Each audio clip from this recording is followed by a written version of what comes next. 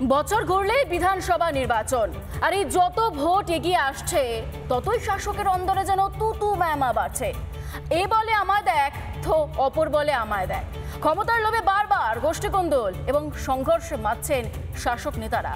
আর এবার প্রকাশ্যেই দলের কোন্দলের কথা স্বীকার করে নিল হরিহরপাড়া তৃণমূলের বিধায়ক নিয়ামত শেখ। যদিও বিধায়কের এই বিস্ফোরক স্বীকারোক্তিতে বেজায় অস্বস্তিতে তৃণমূল কংগ্রেস। যেটা বলেছে সেটা ঠিকই বলেছে। কলকাঠি নাড়া চলছে, এটা 100 বার সব জায়গাতেই চলছে। মাঝখান থেকে আমি কয়েকদিনের জন্য আমি আর কি বলবো, এ তো শুরুয়াত হয়েছে তো কলকাঠি নিয়ে,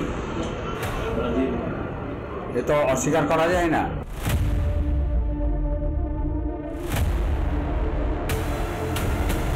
ছাব্বিশের বিধানসভার আগে তৃণমূলের গলার কাঁটা কোন্দল। রাজ্য জুড়ে কোন্দল সামলাতেই হিমশিম খেতে হচ্ছে তৃণমূলের শীর্ষ নেতৃত্বকে। তাতেও যেন ঢাকা যাচ্ছে না অস্বস্তি। কখনো কেষ্ট কাজল দ্বন্দ্ব, তো কখনো আবার শওকত আরাবুলের ঝামেলা প্রকাশ্যে আসছে। এবার আর রাখঢাক না রেখেই দলীয় কোন্দলের কথা স্বীকার হরিহরপাড়ার তৃণমূল বিধায়ক নিয়ামত শেখের। জায়গায় ডিস্টার্ব নয় তা নয়, প্রত্যেকটা বিধানসভা ডিস্টার্ব রয়েছে। আমার হরিহরপাড়ায় ছিল না, সেখানেও ডিস্টার্ব আরম্ভ হয়ে গেল। সব বিলেজিরা যারা ক্ষমতায় থাকে তারাই যদি করে, তারা কিছু করে নাই।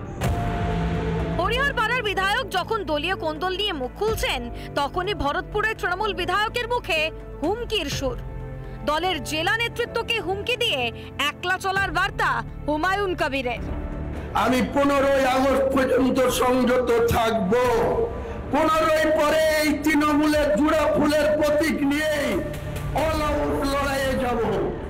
যদি জেলার সভাপতি কাঁদি থেকে ভরতপুরের নেতাদের অক্সিজেন দেয়, আমি গোটা জেলায় এর সংগঠনের বিরুদ্ধে অক্সিজেন যোগাবো। বারবার কোন্দল থামাতে বার্তা দিয়েছেন খোদ দলনেত্রী। তা সত্ত্বেও বহরা আর ক্ষমতা দখলের লড়াইয়ে মেতেছে শাসক নেতা নেত্রীরা। আদৌ কি কোন্দল থামাতে পারবে তৃণমূল, না কোন্দল কাটাতেই উপড়ে যাবে ঘাসফুল? রিপাবলিক বাংলা। নানা ধরনের কন্টেন্ট দেখার জন্য লাইক করুন, শেয়ার করুন আমাদের ফেসবুক পেজ, সাবস্ক্রাইব করুন আমাদের ইউটিউব চ্যানেল। পাশাপাশি অন্যান্য ব্রেকিং নিউজের জন্য অবশ্যই চোখ রাখুন রিপাবলিক বাংলায়।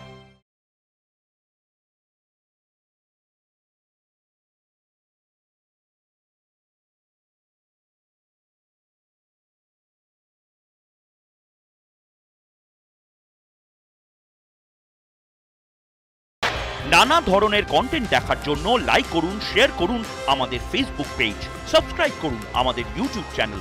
পাশাপাশি